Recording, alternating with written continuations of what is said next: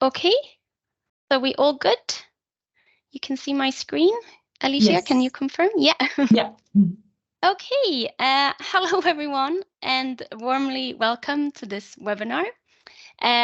Today we will talk about sustainable public procurement and focus on identified barriers and the way forward. And my name is Sofia Schell and I work at Swedwatch, and we are together with our great partners, the European Environmental Bureau, EEB, and Client Earth, the organizers of this event. I will now shortly introduce the webinar, the speakers, and the agenda. As I think most of us here know, public procurement is key for good governance, and it's also important for achieving policy goals such as environmental and social sustainability. And this is more urgent than ever. For example, the new UNEP report from this week clearly shows that we are not making enough effort to reduce carbon emission, and this illustrates the need to have more policies in place to tackle climate change. And in addition to that, we are seeing example where public funds have been given to companies that exploit workers, both here in Europe, but also in global value chains. And this shows the need to work on the social impact of public procurement. And European public procurement accounts for 2 trillion euros, or around 14% of the total GDP. So it can have a huge influence on the market and how we produce goods and services, and it can be used as a real leverage to work towards sustainability. But at the same time, recent studies show that many European member states are still mainly awarding contract based on the lowest price. So, in this webinar, we want to discuss both the barriers and opportunities for sustainable public procurement. And the three organizations that have put this webinar together have worked on different aspects of this issue. So in Swedwatch, we have worked mainly on social responsibility, EEB on green public procurement, and Client Earth on the legal aspects. And for today, we wanted to try to bring all of those perspectives together. And we have had two key themes in mind. So first, how to leverage the potential for sustainable public procurement by integrating both environment and social dimension. And is the current European legal framework fit for purpose to do so? And to start exploring those questions, we are very happy to have two excellent speakers with us. First, Linda Scott Jakobsson, who is a sustainability strategist at Region Stockholm in Sweden. And she's responsible for developing, implementing, and monitoring compliance of human rights requirements in the procurement processes of Region Stockholm's hospitals and offices. And Linda has worked with sustainable public procurement for over 10 years, both in the public sector and also here at Swedwatch. Then we have Carla Canal-Roshi, who is a policy officer at the Directorate of Human Rights, Global Justice and International Cooperation. She's working specifically on policy coherence for human rights. She's a member of the Sustainable Procurement Coordination Working Group of Barcelona City Council. And Carla has over 15 years of experience in public administration and is specialized in public management, human rights, and international cooperation. Thank you both very much for being here today. As some of you might have noticed, we're missing one of our planned speakers, Professor William Jansen, who unfortunately couldn't attend today due to health reasons. And because of that, we might finish a bit earlier than planned. So here's the agenda for the coming hours. After my introduction, we will have the two presentations, and that will be followed by a longer discussion session. In the first part of the discussion, we will focus on questions to the speakers. So please ask your questions during and after the presentation in the question and answer chat. And for the second part of the discussion, we will try to have a bit of an interactive session. We'll try out some poll questions to all of you in the audience. And for the poll, we are using Polly, which is Teams' own poll function. And we hope that you can see a little bird up on the bar next to the other functions in the team webinar. But the poll questions and the results will also appear in the chat when they are sent out. And this is the first time we are doing this, so please bear with us if it's not working perfectly. And as you can see, we are recording this webinar, but we will only record the presentations and not the discussion. So I think that was all from me. I hope you are as excited as I am for this webinar. And I will now leave the floor to Linda. So please, Linda, and I will also now share another presentation. Thank you, Sophia, and thank you for having me at this important and interesting webinar. So I will start by telling you a little bit about Region Stockholm and then how we include human rights requirements and aspects into our procurement processes and contracts. And then I have a few thoughts at the end concerning the EU directive on public procurement. And I look forward to having this discussion with you later on to elaborate on those points. So first of all, Region Stockholm. So Sweden is divided into 21 regions, and the Region Stockholm is the largest region in Sweden. It contains 26 municipalities and 2.4 million inhabitants. And the key responsibilities of our organization is to provide healthcare to our citizens and also our public transport system. But we also do other work concerning regional development and culture and so on. Region Stockholm has its own regional council and also own taxation rights. And we are a very large buyer in the Swedish context. So the value of our procured goods and services reach 65 billion Swedish krona annually, which would be more or less 6.5 billion euros annually.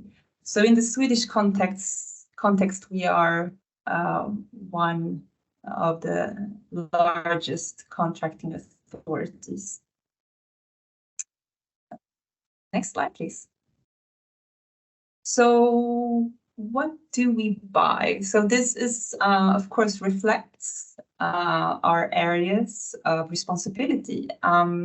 So it's really about buying supplies and services that provides our hospitals mainly, but also our offices, of course, with medical supplies, pharmaceuticals, food items, ICT, of course, and medtech.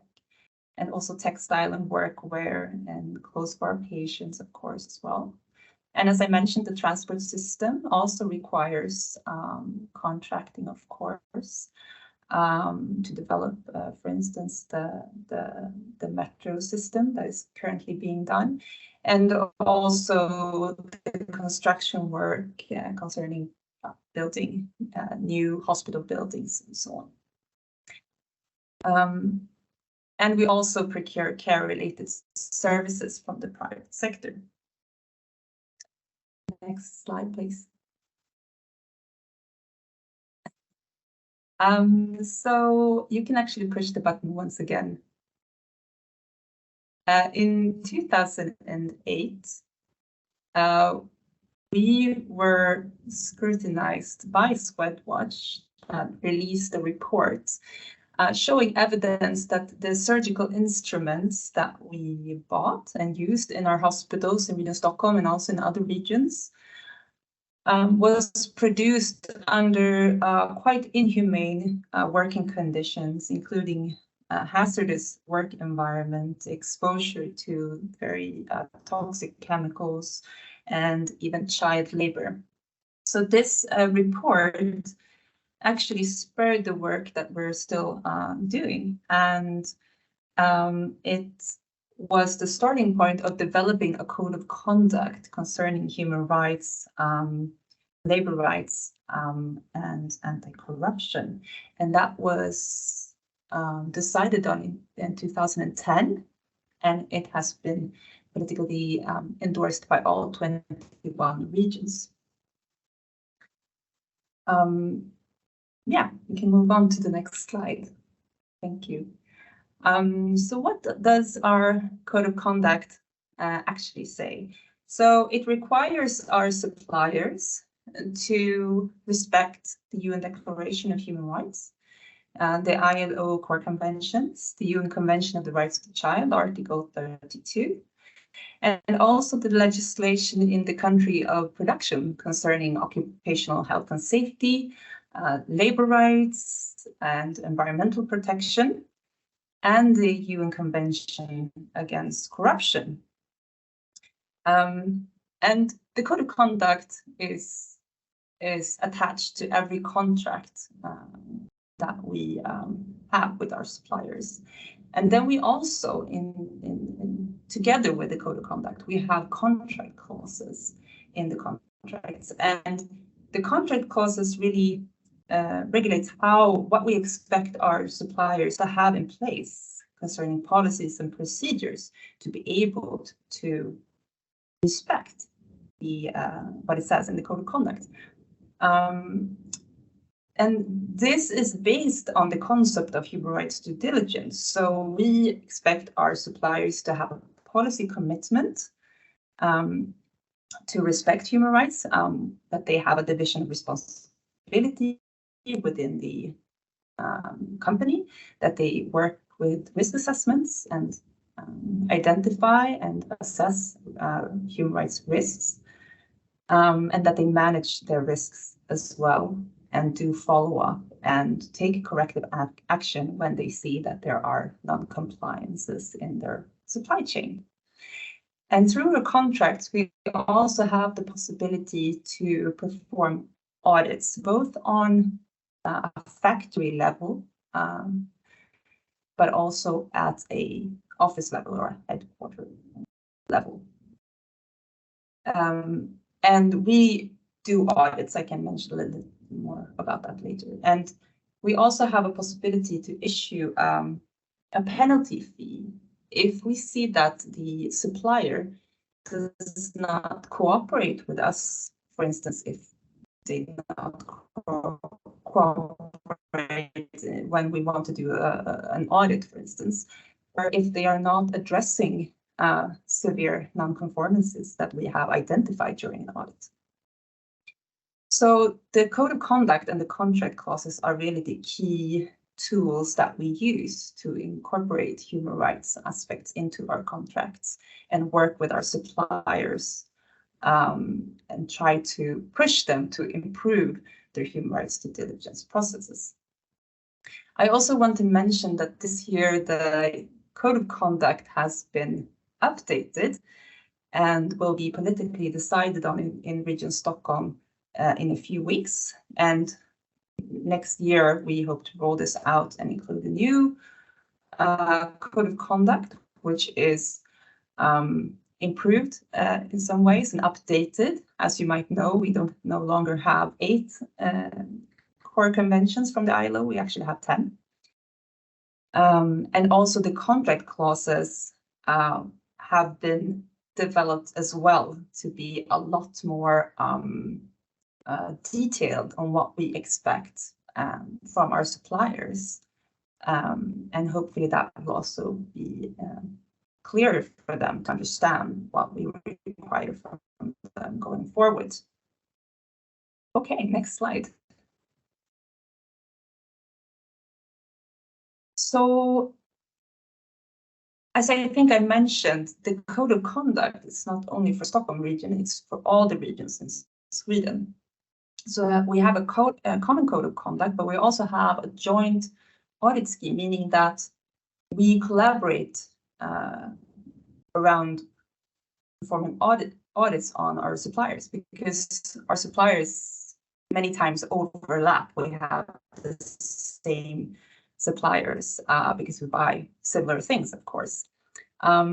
So we do audits and collaborate around that to ensure that we do not, as individual regions, audit the same suppliers over and over again. So that way we can do more audits and really be more efficient in that work. And then, of course, we also do risk assessments and learnings and have joint meetings and etc. And I think having this collaboration between all regions working in a similar way concerning these issues is really a strength in this work, and that we collectively try to push the market and the suppliers to improve. Okay. Next slide, please. I just want to briefly mention that in Region Stockholm, we do not only use the contract clauses when we include human rights aspects and requirements into the tendering process. We also, in the when we see that the product that we're going to procure is a high-risk product, there is severe risk of human rights impacts in the supply chain. For instance, ICT or medical gloves or something like that. We will also, or we can also include other types of requirements. So we could use it in the selection criteria and the technical specification, or in the award criteria. And this is a way for us to ensure that we can actually exclude some of the suppliers that we see do not have any understanding or any basic understanding of what human rights due diligence is all about. And they might not even have a policy in place. So that's one way to do that. And we can also at the same time award those suppliers that actually are actually the front runners, more or less, and take human rights due diligence and corporate responsibilities seriously.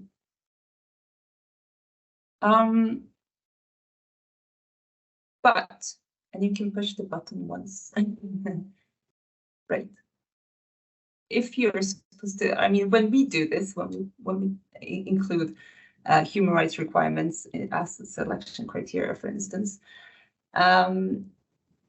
we need to ensure that we have a strong market dialogue in advance. And we do that through hearings and requests for information processes and market feedback on the actual requirements that we intend to use before we actually advertise the request for tender. So, and this is needed to understand the market and how mature it is and so on, and if it's actually possible for us to use these other types of criteria. Yeah, so that's really important. And then, of course, once we have done, we have included our requirements, we do the monitoring. We do the social audits, as I mentioned. We mostly do that at office level in Sweden, perhaps in Denmark, Norway, Finland sometimes. But we can also do factory audits, and we do that sometimes in some very specific cases. And we also work with other types of requirements, could be transparency, supply chain transparency requirements as well. For instance, that suppliers can need to report on their producing factories and disclose them. Okay, next slide, please. Yes, so some points on the legal framework to wrap up. So from our perspective, I can see that the current legislation does provide opportunities to include human rights aspects at all stages of the procurement process. But at the same time, and you can push the button again, yeah, it could more strongly promote human rights aspects for sure. The directive does not mention human rights at all at this point. And it does not include the concept of human rights due diligence. I think we can push the button twice. I think we have it all. Yeah. So considering everything that's going on now with legal processes and in the EU, it's very outdated and quite narrow in scope. As I mentioned before, we now have 8 core conventions, and this legislation only refers to 10 core conventions, I mean, and this legislation only refers to 8 core conventions. So that's just one of the aspects, but it's also very narrow in scope. Like, you don't talk about human rights in general or refer to the UN Declaration of Human Rights. It's only focused on the labor rights. So that's a limitation, I think. And as I said, it's not aligned really with the human rights due diligence concept. And it's not, I mean, there's a certain lack of policy coherence here, because we also have this new legislation coming concerning corporate sustainability due diligence. When that is going into force, then we will have a public procurement directive that could be less ambitious than the CSDD legislation. Okay, you can. Okay, so I think that revising or updating the procurement directive and include human rights aspects could send a clear signal to both buyers and the suppliers, and encourage contracting authorities, or even oblige contracting authorities to advance their efforts concerning human rights. And that could in turn build a stronger leverage to ensure that more contracting authorities are working on human rights due diligence. And that in turn could push the immature sectors and markets to really step up their efforts.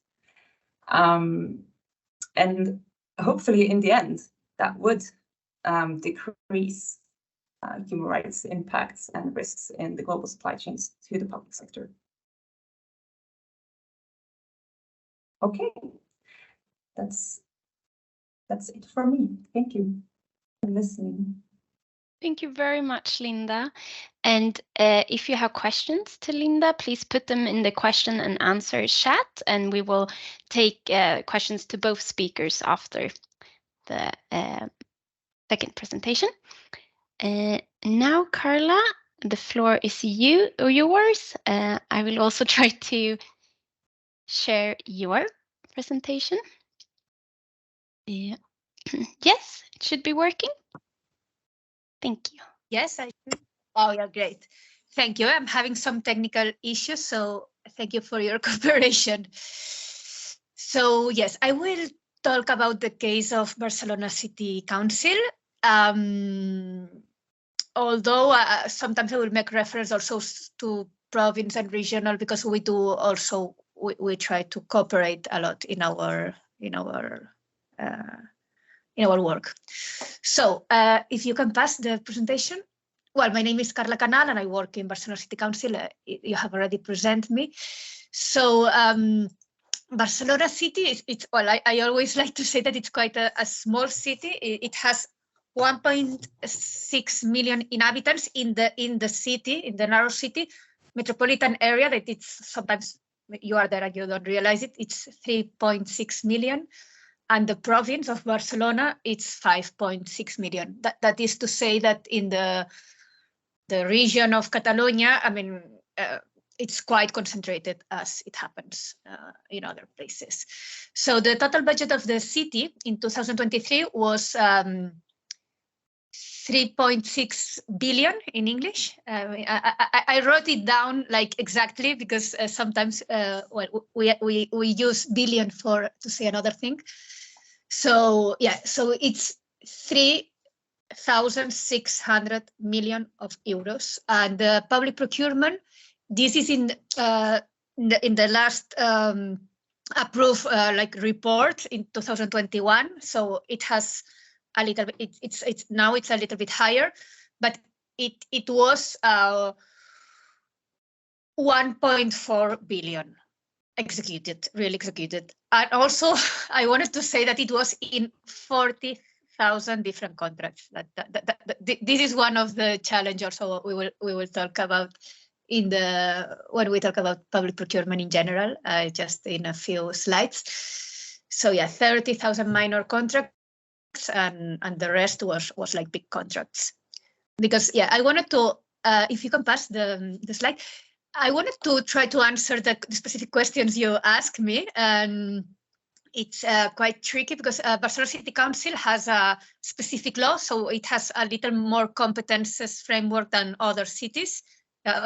Madrid and Barcelona has a lot more, but so we do have like the mandatory municipal services as other cities, but we have some more competences. So you can pass. Well, no, this too is to see the general budget, no? So this is like social service and social promotion, community welfare, security and public mobility, general services, public transport. That's to say, where are we, in what are we spending this public procurement? Because as you have seen, it's more than 1/3 of the budget, almost, yeah, more than 1/3. So we use a lot public procurement for many things, no? This is one of also of the critics some social organizations are making it to Barcelona City Council and in general to public administrations. So you can pass. Well, this is also the investment per policy. So because here you can see that housing and urban planning is also a big and public transport, because I will focus also a little bit on construction materials, because we do have contracts, but in those contracts are also materials, construction materials. You can pass. So what are we mainly procuring and for what reasons? Well, the first one, the big one, as you can see, it's services, like mostly social services, but also others. And concession services is the red one. And the third one, in order of volume, it's works, so public works. And the fourth, it's much smaller, like the green one, it's supplies, because sometimes we have more problems introducing clausulas when, depending on what services that it supplies, that it's easier in, but we do use it in all contracts. So you can pass. What do we procure? Well, as you can see, we procure mostly human resources. So in these services, but in those services also inside there are textile, food, construction materials, urban services like lighting or other technological equipment, IT, health and social service products. Although we are not the main public administration with competences in public in health, but we also have like a policy for health and social service, a big one. So we also buy a lot of products, vehicles, etc. So yeah, you can pass, but I will go back to the few good examples after. If you can, yes. So you ask, how do we integrate the sustainability requirements in the procurements in general and in social and environmental criteria contract clauses? So, well, the contracting bodies and or the person responsible for the contract and the legal services, they have to follow. They have to make sure that we follow the sustainable technical instructions that are mandatory, and we have these technical instructions for groups of like for construction projects, for equipments, or also sometimes for products. So this is also something that we are working in, because, for example, we used to have one for timber specifically, but we do not have one for steel, for example. So now we are working in this specific sustainable technical instructions for the materials that have that are in that we have listed in the high risk on human rights in the supply chain, human rights and sustainability.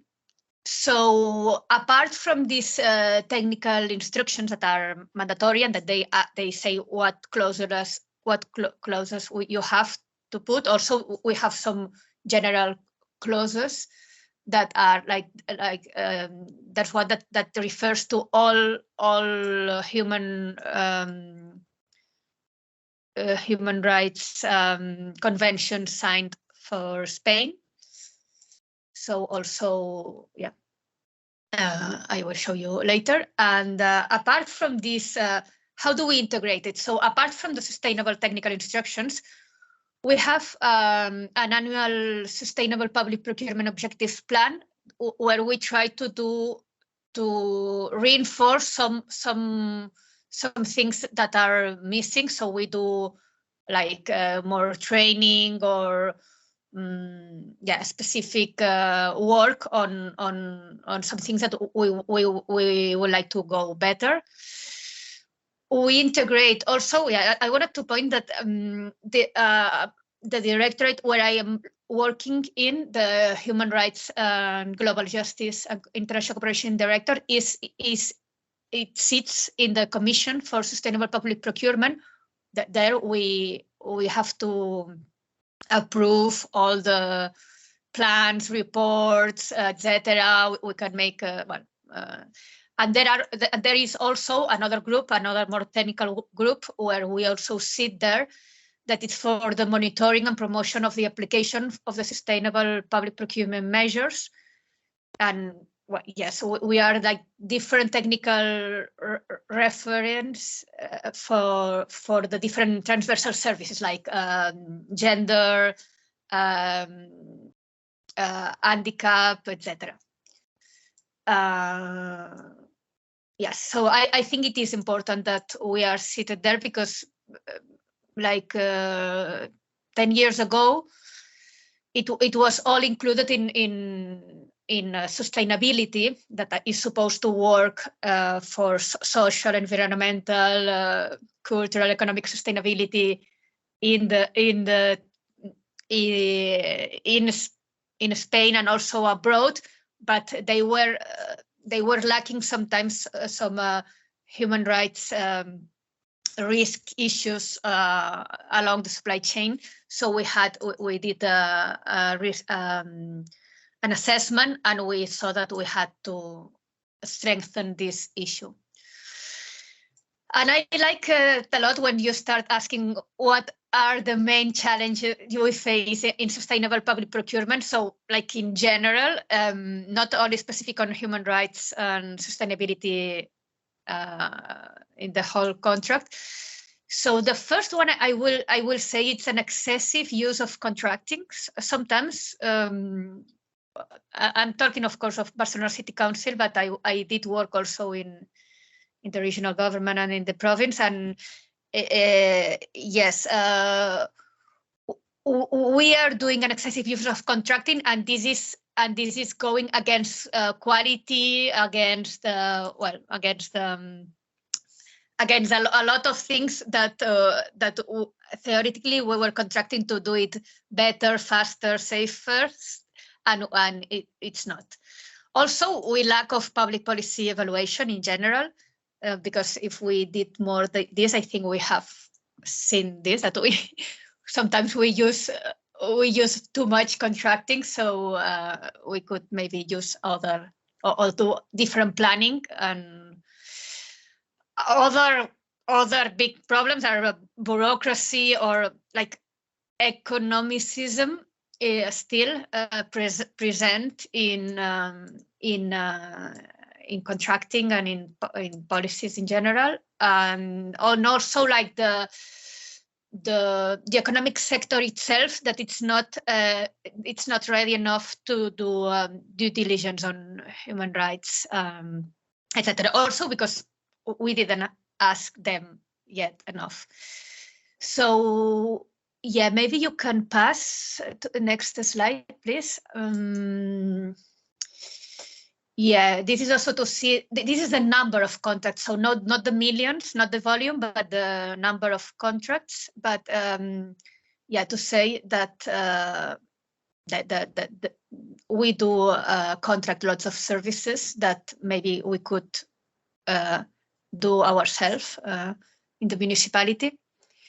And you can pass the next slide. This was more for, yeah, as these two slides are more for the for explaining, I will just ask you to pass to the 12th slide, so that like the article here a little bit. So you ask the main challenges resulting from the laws, national and the EU, and if we think EU law is a barrier or provides specific opportunities. So, of course, on the one hand, EU law, it is a barrier, and I will try to explain that. And on the other hand, it's an opportunity. So, bureaucracy is a barrier, and EU law sometimes it still has too much bureaucracy. And also I will try to explain it better, but free market laws over human rights law is also a barrier, and this is what we find in EU laws. So to quote the 2014 EU directive on public procurement, it established the following note. The award of public contracts by or on behalf of member states authorities has to comply with the principles of the Treaty on the Functioning of the European Union, and in particular, the free movement of goods, freedom of establishment, and the freedom to provide services, as well as the principles deriving therefrom, such as equal treatment, blah, blah, blah, non-discrimination, mutual recognition, etc. So after I will go to this, to our law, that it also comes from the European law, but in the European law and in the Spanish law, because we have translated everything, first we talk about free market, and after we talk about human rights. So this is not casual, and this is a problem in general for a human rights-based economy that we are supposed to live in, or as a public administrations to work for. So the fact that European Union laws and in consequences Spanish laws prioritize free market laws above human rights, and I'm saying prioritize because not just because it's at the beginning, but because it's much more concrete, the ways you have to check and balance in the courts. Like we have specific public procurement courts, and they do know, they have a lot of details of how to look for equal treatment, non-discrimination, mutual recognition, etc. But they do not have the same amount of detail, experience, and also the cases that companies or other organizations provide to work for human rights instead of working for free competition. So this is a problem, and everybody knows it. and yeah, and if even lately we have seen surprising judgments that give the right to companies for purely malicious and far from public interest and public good. So this is a problem. But yeah, what you see in the slide now is like the good example. So the opportunity that also give us a Spanish law that it's taken also from the directive. that it talks about the other side, the one that it's important for public administration. So it's that should be. And it says exactly, the contracting authorities shall take the appropriate measures to ensure that in the performance of contracts, contractors comply with the applicable obligations of environmental, social, or labor matters, being binding on the state. So all the international law binding on the state, and Spain has ratified almost all the conventions, so not ILO core conventions, I mean, apart, of course, human rights, also ILO core conventions, also on indigenous people, etc., etc. So you can pass the next slide, please. Yeah, those are some of the, but not, I mean, the law, it talks about the whole, I mean, about all the conventions. Yeah, you can pass. So yeah, few years ago, we did a risk assessment because we had evidence of risk of violations on labor, social, and environmental rights in the global supply chains. And we didn't have enough relevant measures that had been adopted to guarantee these legal minimum standards. You can pass to the next one. Yeah, just to have like the big picture of what have we done, because yeah, sometimes I'm surprised when I see the experience of Sweden that we do look forward to integrate, to copy and integrate in our doings. But that they talk a lot about sometimes a scandal. It started to change things. No, we also had a small some NGOs that has pushed public administrations to go further, and they have succeeded in a few changes. But to say that since 2003, so much before the new public procurement law, the European, Barcelona City Council was already using public procurement as a strategic instrument, etc. And they have had already some gender, environmental, social clauses inside. But since 2014 and let's say more in 2016, we tried to reinforce, to analyze and reinforce the external impacts and to put more due diligence in the supply chain. Also, what I will explain later. So yeah, some progress that we have seen. We have affiliated to Electronics Watch in 2016, and this has helped us not only to put some clauses inside IT contracts, IT products, but also to learn about our peers, about other administrations that were that had better practices in not only in IT but also in other kind of contracts. Also, yeah, and fair trade actually was there from before 2002, but still we have to do more on this. So using fair trade and other levels in some instructions, we have some sustainable technical instructions before 2015 that were already forward in these issues, but still we have to redo and redevelop because they have. Well, now they are not up to date to say something.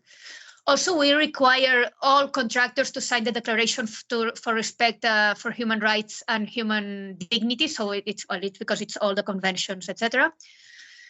And now we have started an analysis and an internal work with the coordination of public procurement and with the two big institutes in Barcelona that does public works, because we have seen when we did the analysis that in some sectors, yes, we were following all, we were putting all the clauses, etc.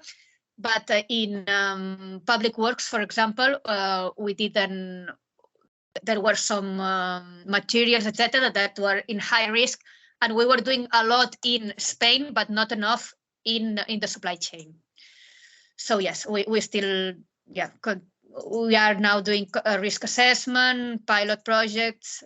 We put special performance conditions. We do market consultations, and we do follow up. But it's really a work in progress. I think I will stop here, but we can.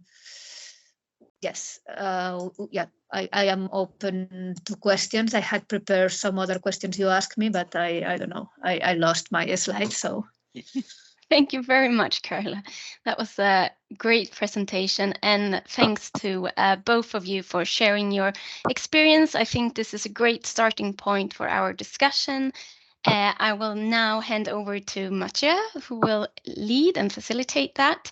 And thank you all for posting your questions. Please keep them coming. Jeff. Hi. And thanks, Sophia, for handing over. Yeah, really interesting presentations, and really great that the both of you could join for this interesting discussion.